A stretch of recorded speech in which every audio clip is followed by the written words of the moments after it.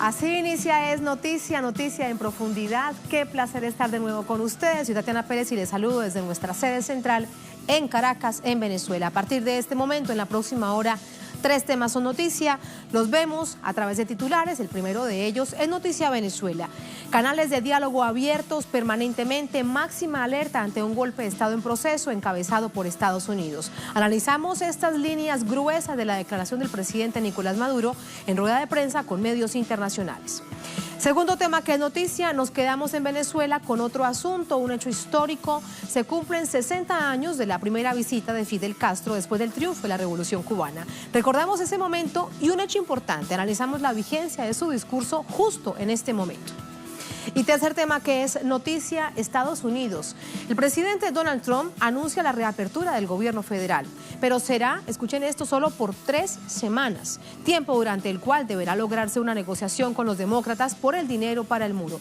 ¿Hasta dónde cederán sus opositores? ¿Cuál es el costo político del cierre del gobierno más largo en la historia de esa nación? Vamos a analizarlo en Noticia que así comienza. Bienvenidos, bienvenidas.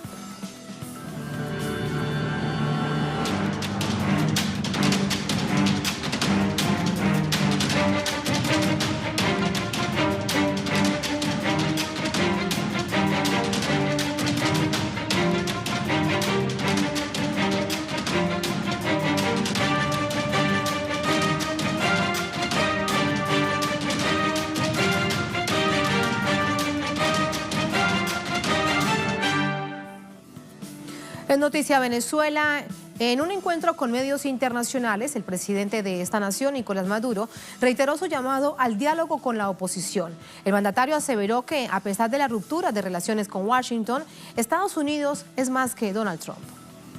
En rueda de prensa con medios internacionales, el jefe de Estado venezolano, Nicolás Maduro, reiteró su denuncia ante el mundo sobre el golpe de Estado en desarrollo que vive el país.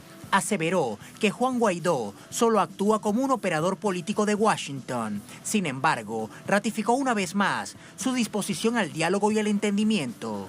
El camino es el diálogo, la diplomacia, el entendimiento, la palabra, la búsqueda de soluciones, la negociación. Ese es el camino. En cuanto al tema petrolero, el jefe de Estado aseguró que se continuará con la venta de petróleo al país norteamericano. Dijo que ese país significa mucho más que el presidente de turno Donald Trump. En Venezuela estamos estimando crecer en producción petrolera para vender más petróleo a Estados Unidos. Estados Unidos es más que Donald Trump. Donald Trump es pasajero en Estados Unidos y él pasará.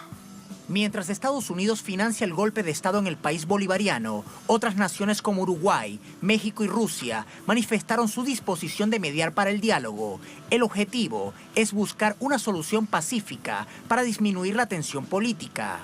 Que las partes en conflicto en Venezuela cuenten con la intermediación de la Secretaría de Relaciones Exteriores para lograr el diálogo y la solución pacífica de las controversias. El mandatario mexicano resaltó que para que su país pueda desempeñar el papel de mediador en el conflicto venezolano, es necesario que tanto el gobierno como la oposición lo soliciten. Por su parte, Alexander Shetinin, director del Departamento del Ministerio de Exteriores de Rusia para América Latina, dijo que su país está preparado para mediar en caso de una mesa de diálogo. Nosotros partimos de la premisa sine qua non de que la soberanía reside en el pueblo y solamente el pueblo venezolano tiene que decidir sobre sus autoridades legítimas. El presidente de esa nación euroasiática, Vladimir Putin, ha condenado la intervención externa en Venezuela por ser violatoria del derecho internacional. Ante la posibilidad de un diálogo que traiga paz al país, la extrema derecha una vez más demuestra que quiere tomar el poder mediante la violencia y la imposición de una agenda dictada desde Washington. Único punto, único elemento a discutir, no hay otro. Cese de usurpación, gobierno de transición y elecciones libres. Vale recordar que en 2016 el gobierno bolivariano propició una mesa de diálogo en República Dominicana, donde intervinieron varios países como garantes. A principios de 2018, luego de tener un documento listo para firmar con los acuerdos pactados, los líderes de oposición, quienes representaban a la llamada Mesa de la Unidad, no lo suscribieron, obedeciendo directrices del gobierno de Donald Trump. Más información a esta hora desde la sala de redacción con nuestro corresponsal Luis Tavera. Luis, a nivel interno, se siguen moviendo las noticias en torno a esta denuncia de golpe de Estado en contra de Venezuela encabezado por Estados Unidos. Buenas noches. Buenas noches, Tatiana. Un saludo para ti y para la audiencia que sintoniza en las pantallas de Telesur. En este discurso que realizaba el presidente de Venezuela en encuentro con medios internacionales, una también de las aristas e inquietudes que tenían los medios internacionales que asistieron a esta rueda de prensa es justamente el por qué el presidente denunciaba que había un golpe de Estado en desarrollo, y Nicolás Maduro decía que esto forma parte del mismo plan que se viene aplicando en contra de la Revolución Bolivariana durante el año 2002, 2007, 2014, 2017, que busca quebrantar la estabilidad política que ha logrado el chavismo, las fuerzas revolucionarias respaldadas por el poder popular. Ahora bien, también en este contexto es importante compartir con los televidentes en qué proceso se da esto. El presidente de Venezuela ha venido denunciando una autoproclamación inconstitucional que se ha dado esta semana a través de la denuncia también del Tribunal Supremo de Justicia de Venezuela, quien ha detallado el marco constitucional en cual se basa que la Asamblea Nacional de Venezuela, encabezada por el dirigente opositor Juan Guaidó y parte del sector de la oposición, se encuentra en desacato y por ende la directiva no puede aprobar leyes y mucho menos cambiar de presidente de la Asamblea Nacional y mucho menos apoyar un acto fuera del marco de la Carta Magna como es esta autoproclamación de presidente interino que ha sostenido y encabezado Juan Guaidó.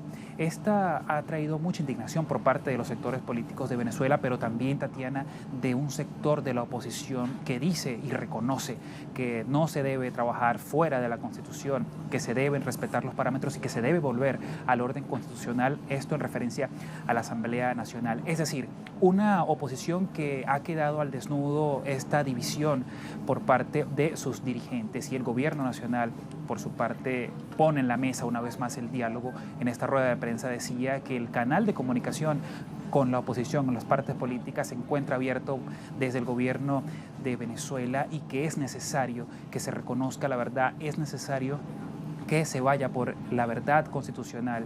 Y esto también viene a mención con la negación que sostuvo Juan Guaidó, quien negó a través de los medios internacionales un encuentro con parte de los líderes de las fuerzas chavistas, como en el caso del presidente de la Asamblea Nacional Constituyente, Diosdado Cabello, y otros representantes. Juan Guaidó decía que es falso, que no se reunió con el presidente de la Asamblea Nacional Constituyente, Diosdado Cabello, pero hoy el vicepresidente, más tarde, vicepresidente para la comunicación, Jorge Rodríguez, mostraba pruebas de que sí existió esta reunión, y no solo se mostraba evidencia de la llegada de este encuentro al Hotel Lido, un hotel conocido acá en la ciudad capital, sino también la participación del secretario general de la Asamblea Nacional, Roberto Marrero, quien se dejó al descubierto porque Juan Guaidó, en el video se puede observar que tenía una vestimenta con lentes, con un suéter, con capucha, pero sí se pudo observar la presencia del secretario de la Asamblea Nacional en desacato.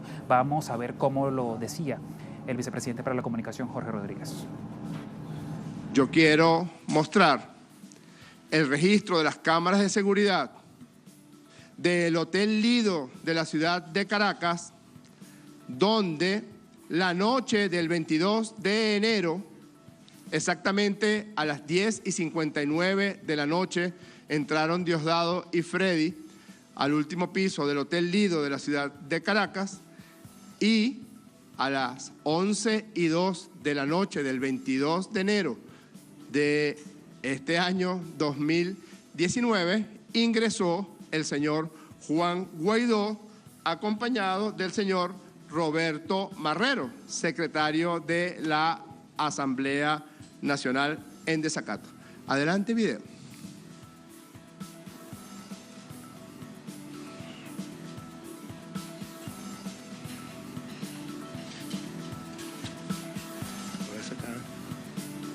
En consecuencia te pregunto, Marrero, en consecuencia le pregunto, señor diputado interino Juan Guaidó, ¿qué va a decir ahora? ¿Estuvo o no estuvo usted reunido con Diosdado Cabello y Freddy Bernal la pasada noche del 22 de enero de 2019 en el Hotel Lido de Caracas? Aquí está la prueba. ¿Le dijo o no le dijo usted a Diosdado y a Freddy de las inmensas presiones que recibía del senador Marcos Rubio por intermedio de un teléfono que tiene el señor Leopoldo López? ¿Sí o no? Porque también tenemos esas pruebas. Otra de las denuncias por parte del Ejecutivo Nacional es una guerra mediática infundada en contra de Venezuela, y esto se ha evidenciado luego de estas pruebas mostradas por parte de Jorge Rodríguez, cuando en Twitter se posicionaron ciertas etiquetas que, a juicio de analistas y expertos en redes, buscan suavizar esta verdad, porque solamente se refieren a esa imagen de Juan Guaidó vestido y ocultando su rostro, pero tratan de ocultar que sí, en realidad se encontraba el secretario de la Asamblea Nacional en desacato. Pero, Tatiana, no todo ha sido esta clase de denuncias, porque también la denuncia que mantiene el gobierno nacional es mostrar que las redes sociales buscan mostrar una Venezuela desestabilizada, un pueblo en contra, pero desde ya en las redes sociales se pueden evidenciar voluntariamente una vigilia organizada frente al Palacio de Miraflores con muchas organizaciones sociales nacionales y también internacionales, como se pudo ver el pasado 23 de enero, que habían movimientos de solidaridad con Venezuela de Brasil, Argentina, Bolivia.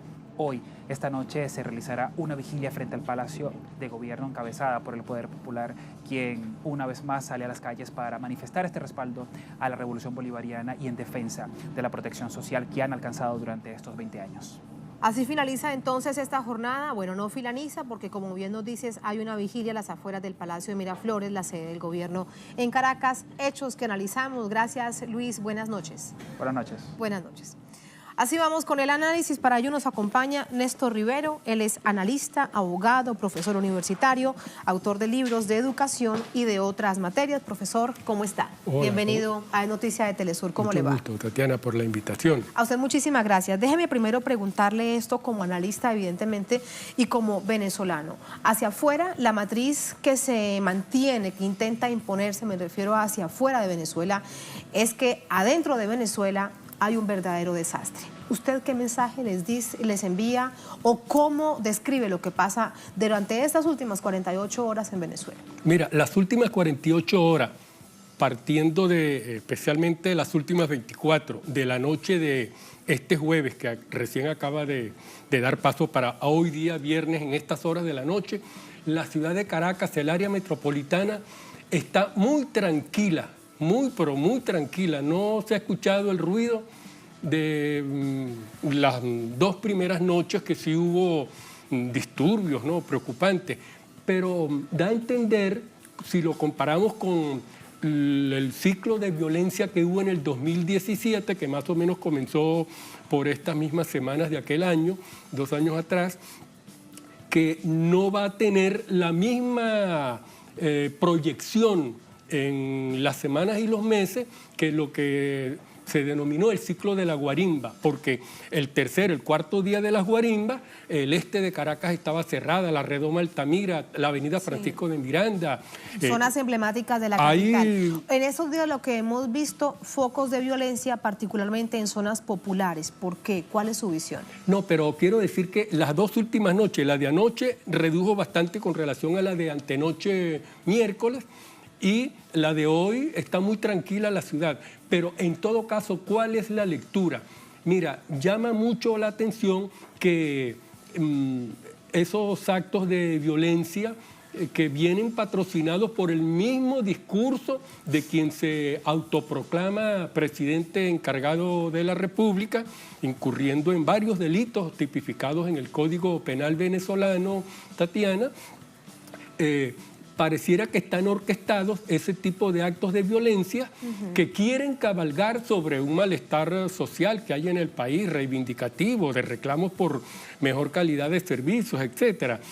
Ese componente comprensible de reivindicación popular no va a llevar a este tipo de violencia organizada, planificada, que va a apuntar a quemar y a saquear negocios, pequeñas bodegas, pequeñas panaderías de gente del mismo sector, de la misma barriada o de la misma urbanización popular dentro del área metropolitana de Caracas, en parroquias como El Valle, La Pastora.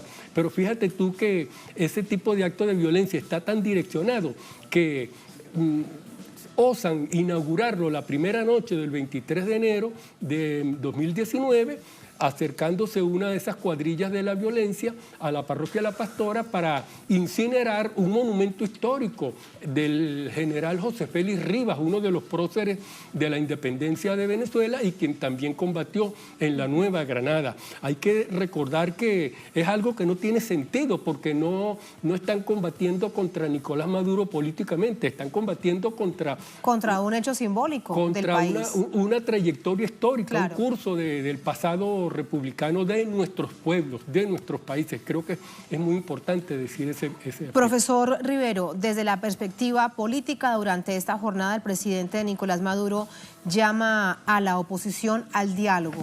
Aquí, de hecho, previamente recordábamos el diálogo en República Dominicana, recordamos que al final de cuentas no se dio porque justo en el momento en que se iba a firmar, la oposición da un paso atrás, se retira y esto fue notorio y público para América Latina y el mundo.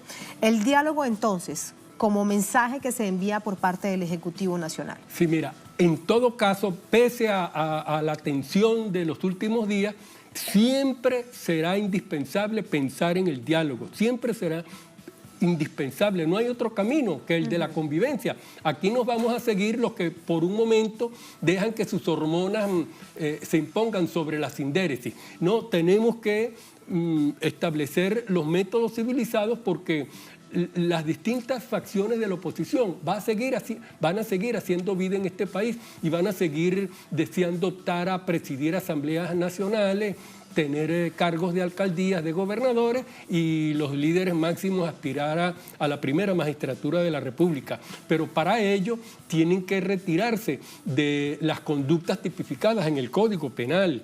Por ejemplo, la traición a la patria, por ejemplo, la instigación a delinquir, otros delitos como por ejemplo el doble cabalgamiento de cargos que la Constitución no lo permite. Tú no puedes pretender ser presidente de la Asamblea Nacional y simultáneamente presidente encargado de la República. Eso es un contrasentido. Entonces no ha entregado... Un asunto más de la ilegalidad y de lo inconstitucional que hemos visto en la autoproclamación de Juan Guaidó. Allí, ¿cómo se tipificaría desde esta misma autoproclamación? Mira, el Ministerio Público dice que está muy atento a todos estos movimientos políticos. Desde lo jurídico, ¿qué podemos decir? Mira, desde lo jurídico se puede decir lo siguiente. Él pudiera, como lo hizo el doctor Edgar Sanabria en 1959, después de la caída del general Marcos Pérez Jiménez, donde sí había una dictadura en este país, él sí podría, si es un buen decano de derecho, ser presidente de la República e ir a dictar unas horas de derecho administrativo en la Universidad Central de Venezuela. Y si pudiera ser profesor de la universidad donde yo estudié, por ejemplo, a la Católica Andrés Bello, y de allí salir a presidir una sesión como presidente de la Asamblea Parlamentaria. Pero no, los dos cargos, esto es muy ominoso, eso no lo acepta la legalidad. Yo creo que en Inglaterra ni en Estados Unidos eso se permite. Y la usurpación del cargo y del poder y del nombre, autoproclamarse en una plaza pública.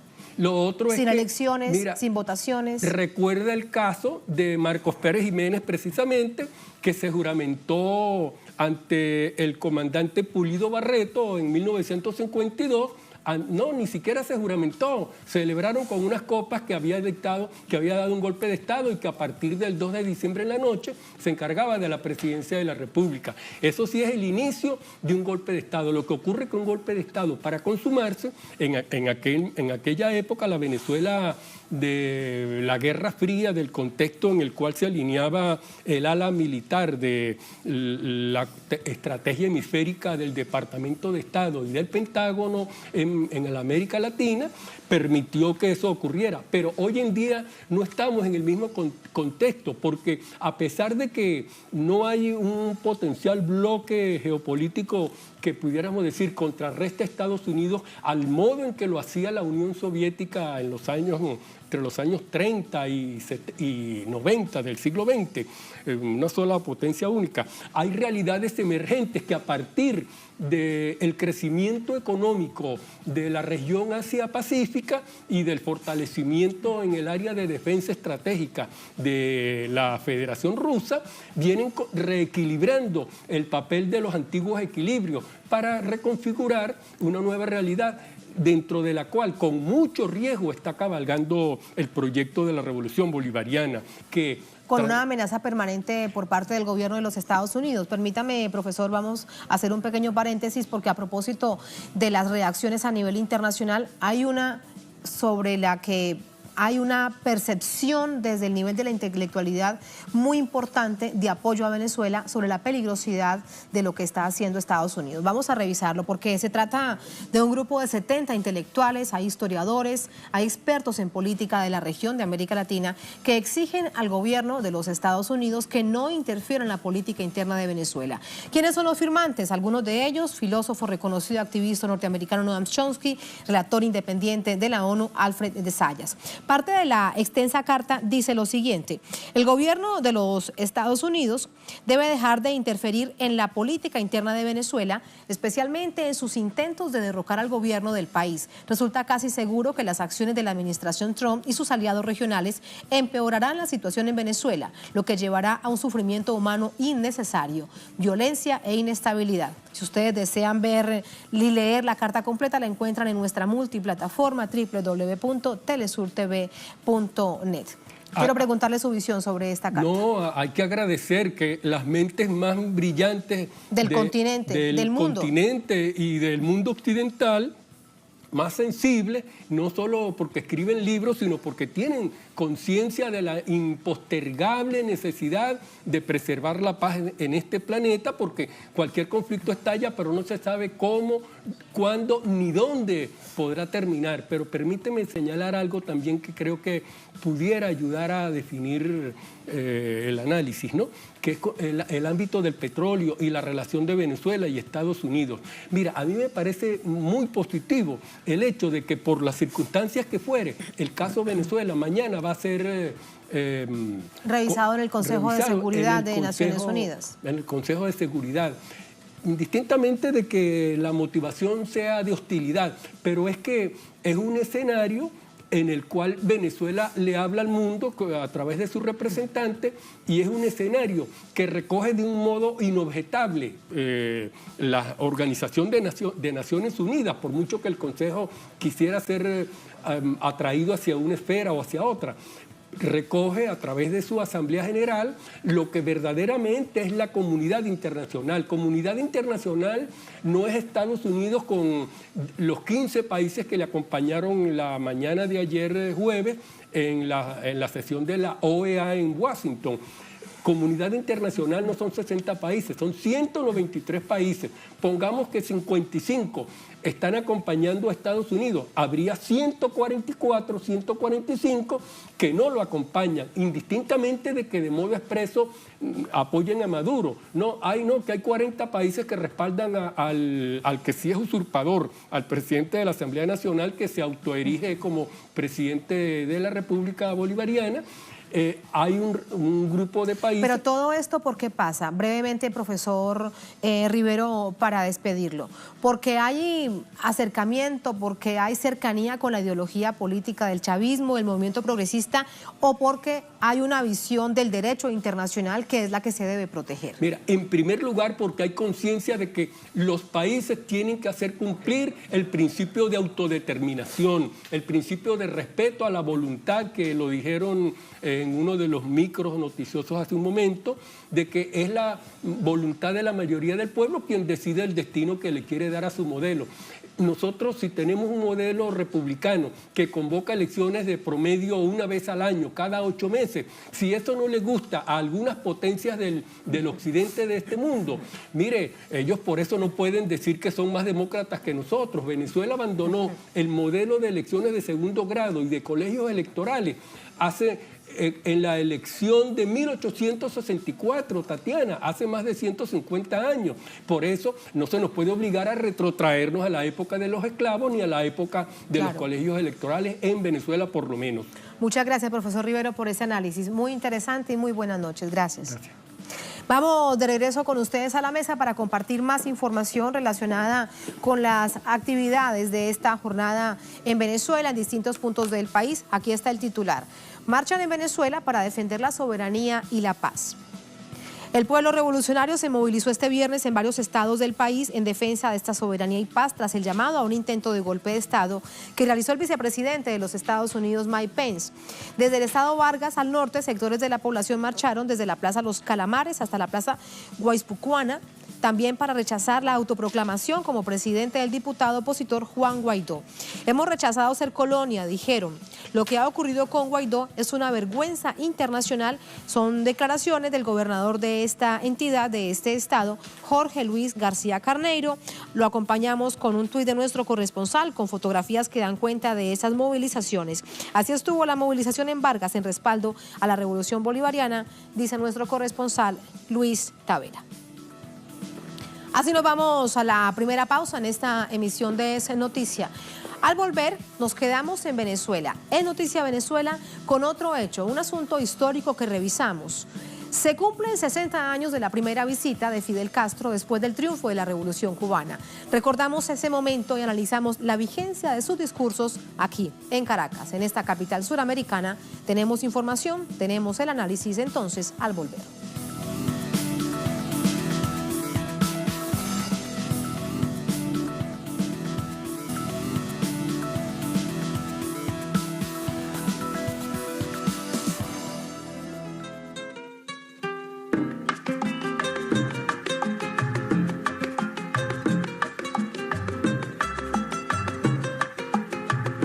Aquí pensaban seguir ganando el 100% con casas de apartamentos y echar al pueblo a sufrir y seguir de modo cruel contra el pueblo conspirando para seguirlo explotando, y en eso llegó Fidel y se acabó la diversión. Llegó el comandante y mandó a parar. Es noticia Cuba, pero el hecho se dio en Venezuela. Es un hecho histórico, decíamos antes de la pausa. Se conmemoran 60 años de la primera visita al país como comandante en jefe de la Revolución Cubana Fidel Castro, invitado por la Junta de Gobierno que asumió tras el derrocamiento del dictador Marco Pérez Jiménez. En ese momento, Fidel elevó un discurso que marcó la lucha de los pueblos revolucionarios del continente. Detalles para recordarlo a continuación.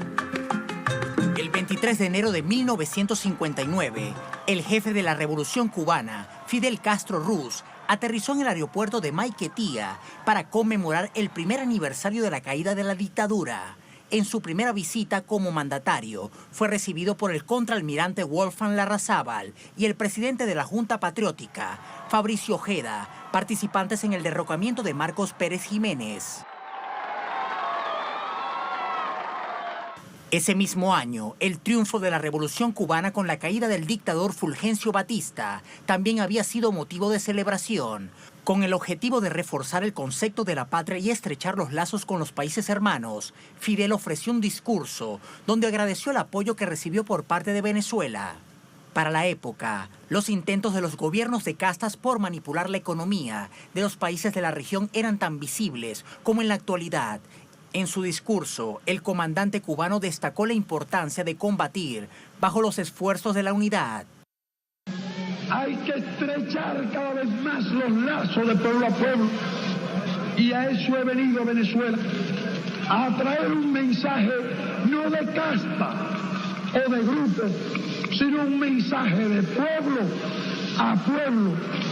Hace 60 años, países como República Dominicana, Paraguay, Nicaragua y Haití sufrían de cruentas dictaduras promovidas por el gobierno de los Estados Unidos. Cuba se convertía en inspiración de lucha y liberación.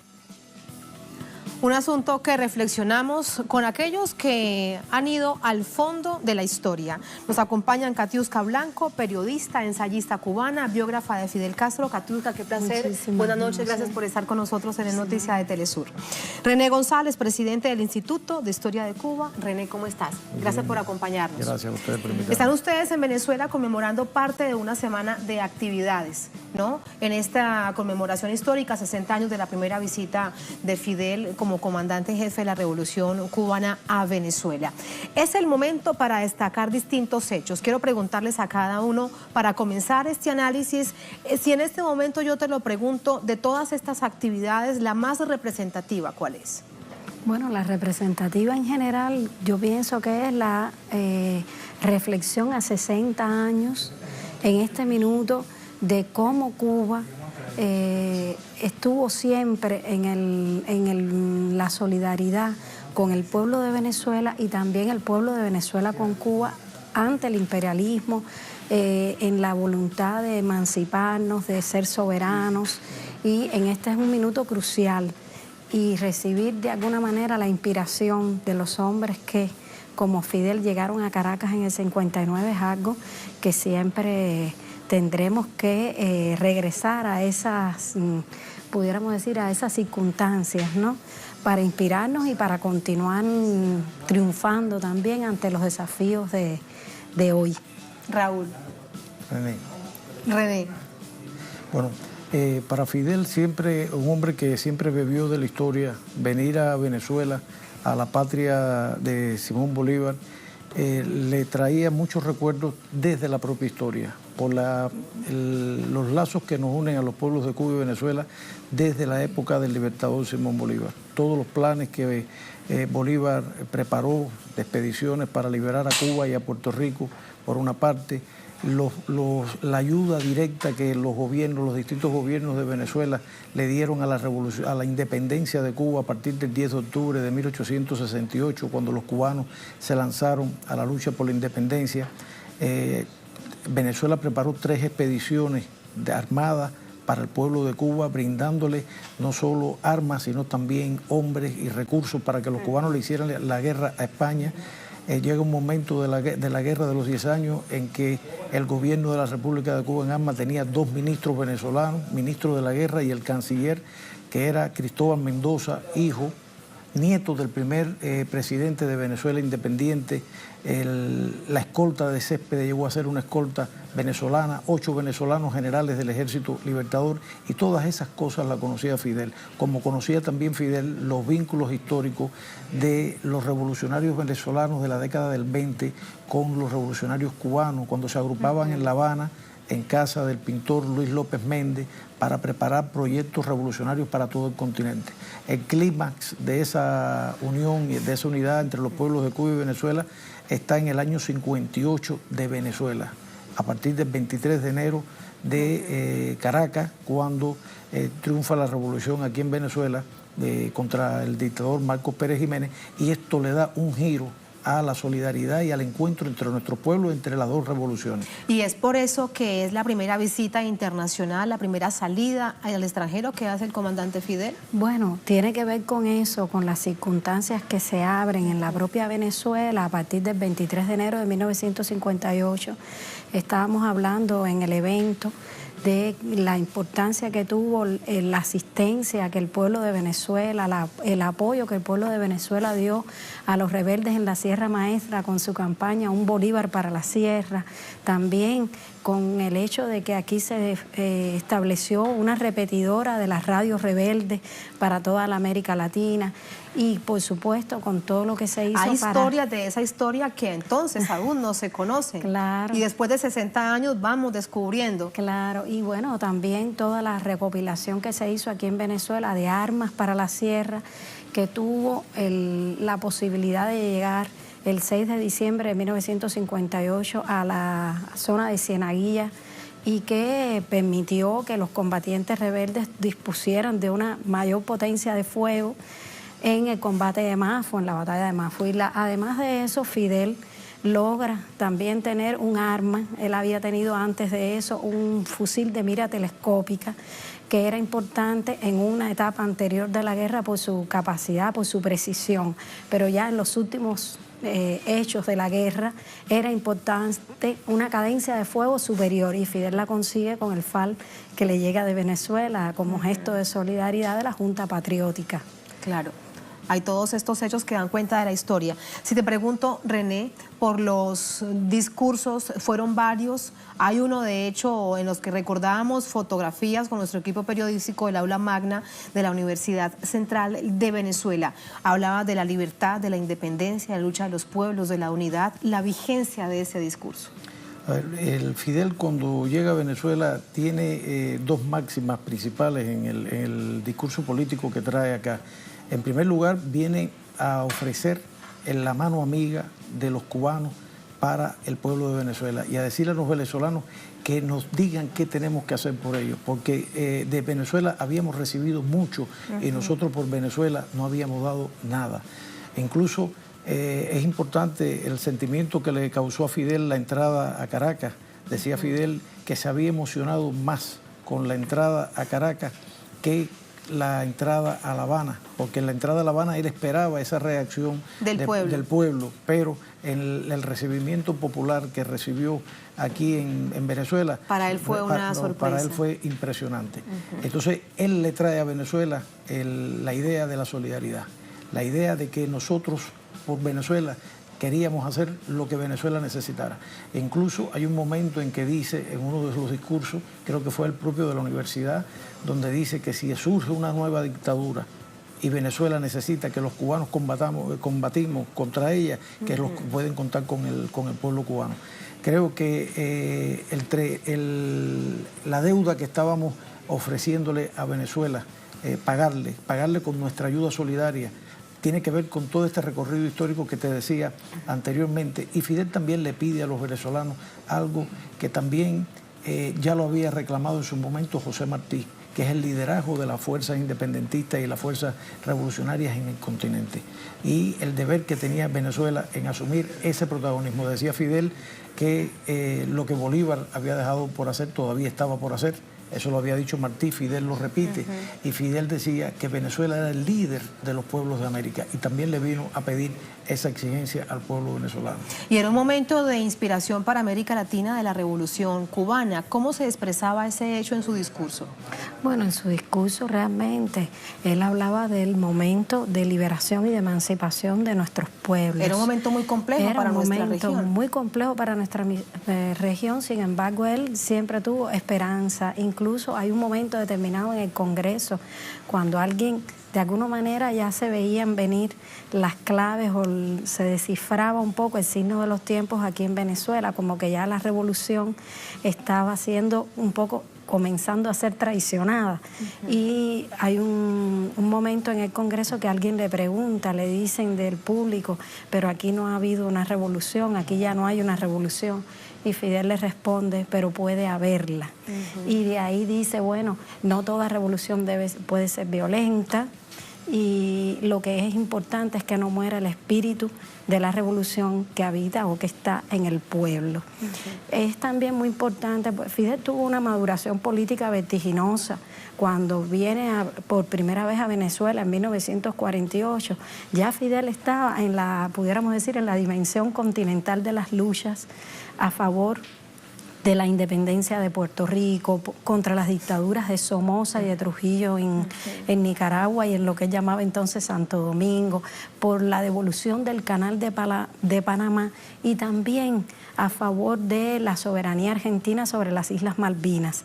De alguna manera eso da como resultado también que cuando él llega aquí a Caracas, en las manifestaciones no eran solo venezolanos, eran también puertorriqueños, nicaragüenses, dominicanos, a quienes él también les anuncia que la Revolución Cubana apoyará a los revolucionarios del continente en sus luchas por la emancipación social y por la soberanía, por la independencia. René, una semilla de ese discurso para los estudiantes que tiempo después, décadas después, se convirtieron parte del gobierno revolucionario, del gobierno chavista. Mira, yo creo que el ideario que Fidel transmitió de solidaridad y de lo que para los revolucionarios del continente significa Venezuela, yo creo que se recibió dentro del pueblo venezolano. De hecho, el pueblo venezolano hizo propia la causa de la Revolución Cubana en ese año 58 hasta la llegada de Fidel acá.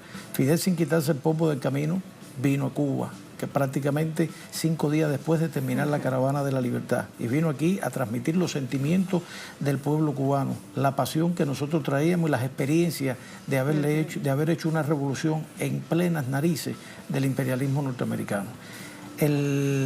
el pueblo venezolano recibió esa revolución como una revolución propia. Por eso la impresión que él se llevó por la reacción del pueblo cuando lo recibió.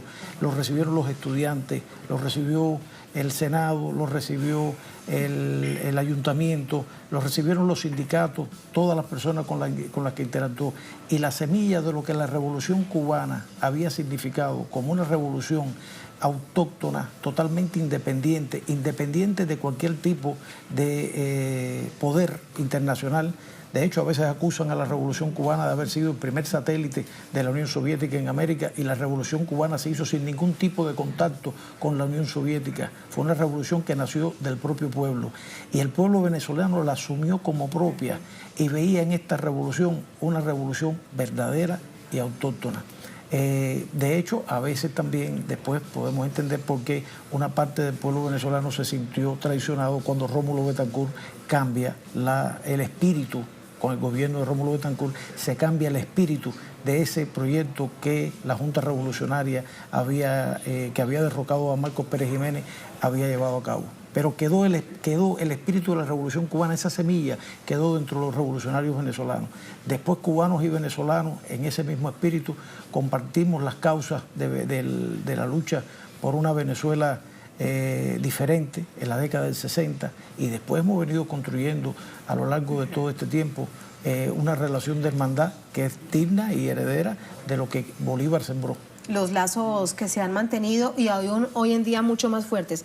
Estamos a punto de despedirlos, Katiuska. Déjame preguntarte en términos de la última reflexión. En este desafío continental, particularmente en este momento en el que Venezuela está en medio de un golpe de Estado en proceso que encabeza, tal como intentó en otras oportunidades, y que se evidencia aún actualmente con el bloqueo a Cuba. Ya Venezuela también sufre de bloqueos, se encabeza este golpe de Estado a través de distintas instancias por parte de la Casa Blanca. Si recordamos ese escenario de hace 60 años del comandante Fidel y esas reflexiones, a traerlas hoy en día, por eso también nos planteábamos este momento, porque si se revisan esos discursos parece que fuesen también tan vigentes como el de hoy. ¿Qué nos dirías? Bueno, una de las razones por las que Fidel también viene a Venezuela es porque la Revolución Cubana estaba siendo muy calumniada. Fidel dice en ese momento que una de las cuestiones que más asombro le causa es la capacidad del pueblo venezolano de conocer la verdad, de reconocer la verdad, de movilizarse y de distinguir muy bien de qué parte está la razón. Si pensamos en los asedios que vive hoy la revolución bolivariana, tendríamos que recordar también ese espíritu del pueblo venezolano que viene de Bolívar. Fidel es un inspirado en Martí y en Bolívar. Incluso cuando Fidel estudiaba, él siempre reconocía que primero se había asombrado con los grandes guerreros, héroes de la historia, pero que fue con el estudio de Bolívar y la idea de que Bolívar era no un conquistador de pueblos, sino un libertador, que él reconoce en él a un héroe insuperable, y que luego de eso empieza a admirar a los héroes de nuestra región y a los propios, a los de Cuba también, a Maceo, Gómez, Martí. Al final es una misma lucha. Y en esa lucha estamos hoy, es la misma historia lucha que se mantiene, desde los tiempos no de Bolívar. Y entonces, bueno, yo confío mucho en la capacidad, en la resistencia del pueblo venezolano y por supuesto también de todas las fuerzas solidarias del continente que podrán parar la ofensiva de la derecha y del imperio en estas tierras que José Martí llamó de nuestra América. Como bien decía durante esta jornada el presidente Nicolás Maduro en esta rueda de prensa con medios internacionales, Estados Unidos es el pueblo, Estados Unidos no es Donald Trump. Muchas gracias, Katiuska. Un placer. Muchísimas gracias. René, un placer. Muchísimas gracias. Así nos vamos a la segunda, última pausa en esta emisión de Es Noticia. A propósito de Estados Unidos, al regresar, es noticia esta nación, Estados Unidos. El presidente Donald Trump anuncia la reapertura del gobierno federal, pero será solo por 3 semanas, tiempo durante el cual deberá lograrse una negociación con los demócratas por el dinero para el muro. Nos preguntamos, ¿hasta dónde cederán sus opositores? Por supuesto, los demócratas. ¿Cuál es el costo político del cierre del gobierno más largo de la historia del país? Vamos a analizarlo al volver en El Noticia.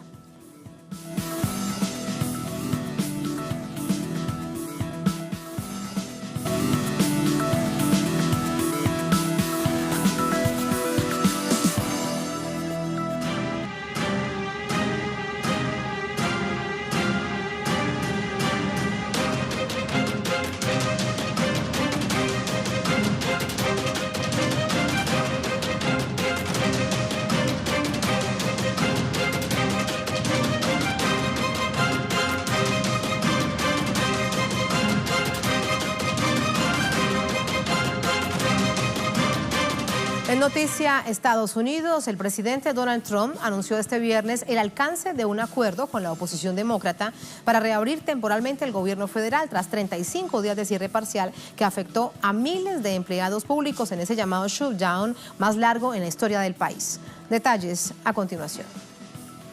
Después de 35 días, termina el cierre parcial del gobierno federal de Estados Unidos, pero solo por unos días. El acuerdo alcanzado entre el presidente Donald Trump y los demócratas mantendrá el gobierno abierto hasta el próximo 15 de febrero. El compromiso no incluye la aprobación de fondos para la construcción del muro fronterizo que demanda el magnate, pero permitirá a la administración federal cancelar los salarios adeudados a más de 800,000 empleados afectados. En poco tiempo firmaré un decreto para abrir nuestro gobierno por 3 semanas hasta el 15 de febrero. Me aseguraré de que todos los empleados reciban su pago retroactivo muy rápido o tan pronto como sea posible. Sucederá rápido, pidiéndole al líder de la mayoría del Senado, Mitch McConnell, que ponga esta propuesta sobre la mesa de inmediato. Trump insistió en la aprobación de fondos para construir el muro en la frontera sur, por lo que amenazó con un nuevo shutdown al cumplirse las 3 semanas si no se llega a un acuerdo. Mientras tanto, señaló que un comité bipartidista de legisladores se reunirá para discutir las necesidades de la seguridad fronteriza del país. Creo que las drogas en grandes porcentajes de las cuales llegan a las fronteras sur se reducirán en un número que nadie creerá. Así que permítanme ser muy claro, realmente no tenemos más remedio que construir una barrera poderosa de pared o acero. El cierre parcial del gobierno comenzó el 22 de diciembre pasado como una medida de presión de Trump para que el Congreso aprobara $5,7 millones para el muro con México. Los demócratas rechazaron el proyecto por considerarlo costoso, inmoral e inútil, dada la necesidad de atender la crisis interna en el país. Con la instalación de la nueva legislatura en la Cámara de Representantes a principios de enero, Trump quedó en desventaja. Los republicanos mantienen la mayoría en el Senado, pero necesitan la aprobación de la Cámara controlada por los demócratas. Se estima que el bloqueo administrativo ha costado más de $3,000 millones a la semana y afectó a más de 800,000 empleados públicos que se quedaron en casa sin recibir sueldo o trabajaron sin remuneración durante más de un mes. Una cuarta parte de las agencias federales, incluidos los departamentos de Seguridad Nacional, Transporte, Agricultura, Estado y Justicia, se vieron perjudicados. También los parques nacionales y los bosques, administrados por el gobierno, se mantuvieron cerrados. Los miles de empleados se vieron obligados a acudir a bancos de alimentos para poder cubrir sus necesidades y las de sus familias. Trump, con la solución en sus manos, demostró no importarle. Ahí están los hechos. Vamos ahora hasta Washington con nuestra corresponsal Alina Duarte. Alina, buenas noches.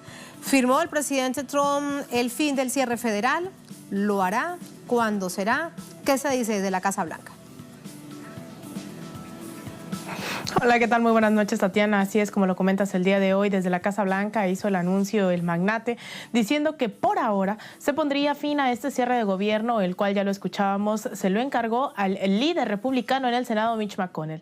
Más tarde, pasaría precisamente en el Senado esta propuesta que no incluye los $5,700 millones para el muro fronterizo y que cabe señalar no es menor. Esto fue el motivo de los 35 días del cierre de gobierno y por lo cual cientos de miles de trabajadores y decenas de miles más de ciudadanos estadounidenses se vieron afectados. Muchos de ellos, como ya lo escuchábamos, acudían a bancos de alimentos. Otros tantos corrían el riesgo, no se sabe a cuántos hayan logrado también impactar en el tema de viviendas, ya que muchos no podían pagar sus rentas o sus hipotecas, sus tratamientos de salud, es decir, las condiciones ya eran deplorables. Sin embargo, fue hasta el día 35 que el magnate cedió a esta propuesta que básicamente fue hecha por los demócratas de abrir por un tiempo la administración y seguir los debates sobre seguridad nacional, específicamente sobre seguridad fronteriza. Será hasta el próximo 15 de febrero que se financie el gobierno federal, que insisto, afectó a cientos de miles,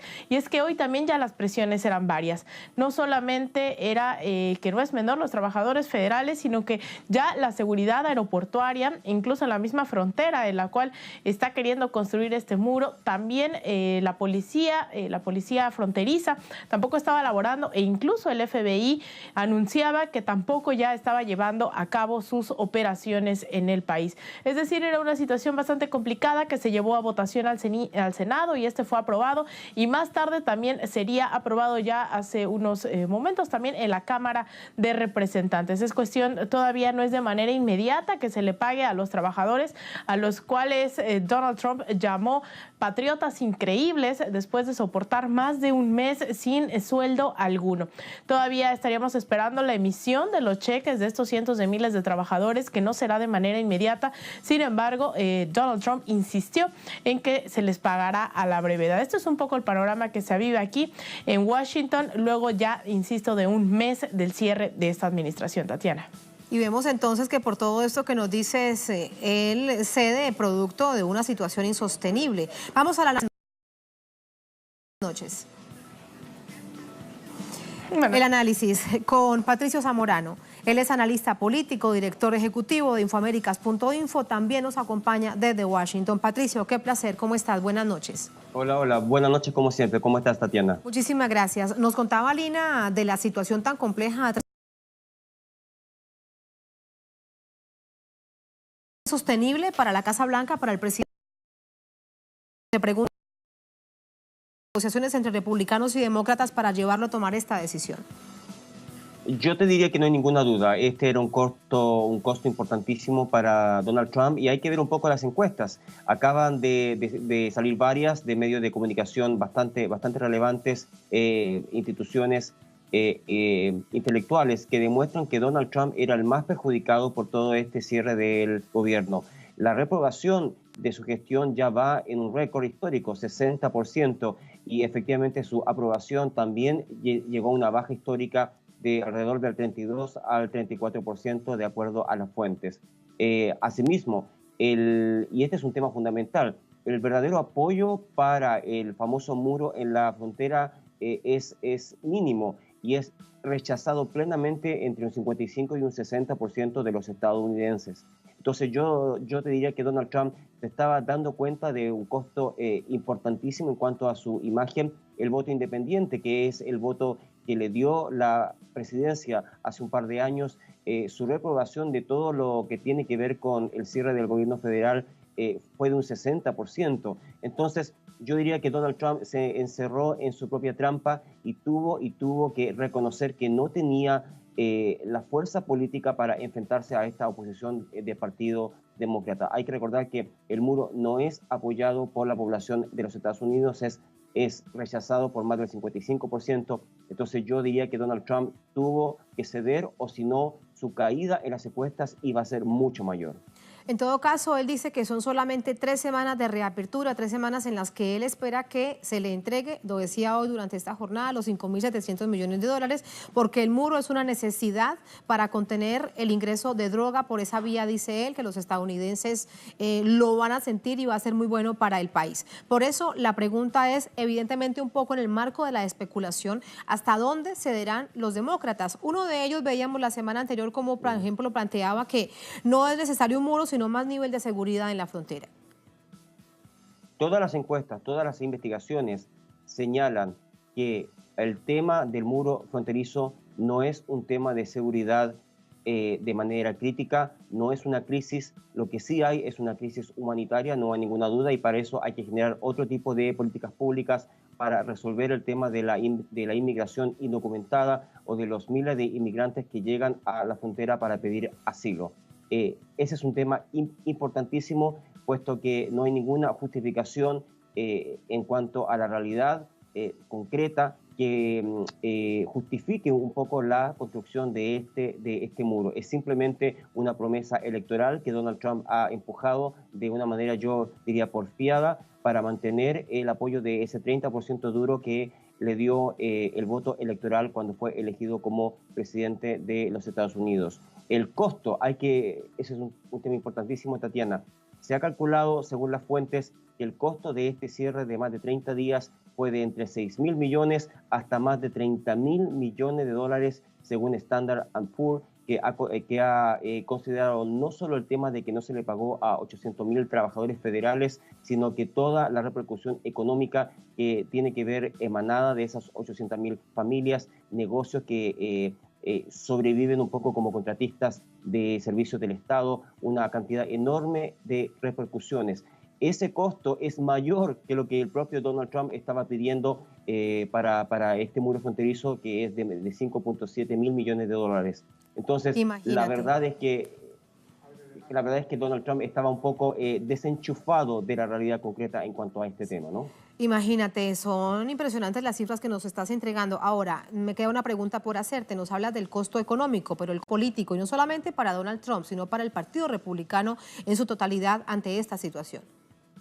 Así es, más del 55% de la población de los Estados Unidos identifica como responsable del cierre del gobierno federal a Donald Trump, y en ese sentido la estrategia de choque de Donald Trump de un poco aprovecharse del sufrimiento de estos 800.000 trabajadores para presionar al Partido Demócrata fue un total fracaso. Eso es lo que ha señalado Donald Trump. Asimismo, hay que recordar que a Pelosi, la secretaria general o líder de la Cámara Baja de los Estados Unidos, había suspendido la participación de Donald Trump en el famoso discurso del Estado de la Unión, y para Donald Trump ese era un tema simbólico importante. Ese otro factor que, aunque suene pueril, es un factor importante debido al narcisismo político del presidente de los Estados Unidos. Se ha filtrado que para él era un golpe fuerte, simbólico, el hecho de que no pudiera entregar ese discurso anual con toda la pompa que eso implica en un escenario tan grandioso como es la Cámara de Representantes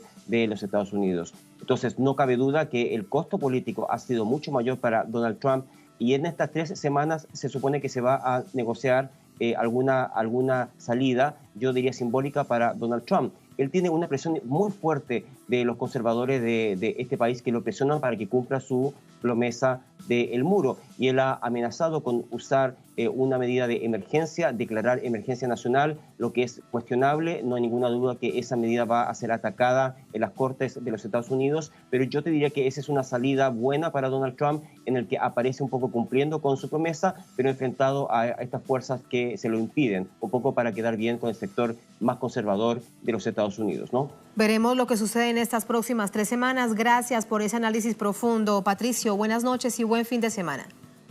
Un placer como siempre. Muchas gracias a todos. Muchísimas gracias. Gracias también a ustedes por habernos acompañado. Ponemos punto final a esta emisión de Noticia. Nos encontramos el próximo lunes con más análisis de coyuntura. Durante esta jornada, miren ustedes, otro hecho fue noticia, se dio aquí en América Latina.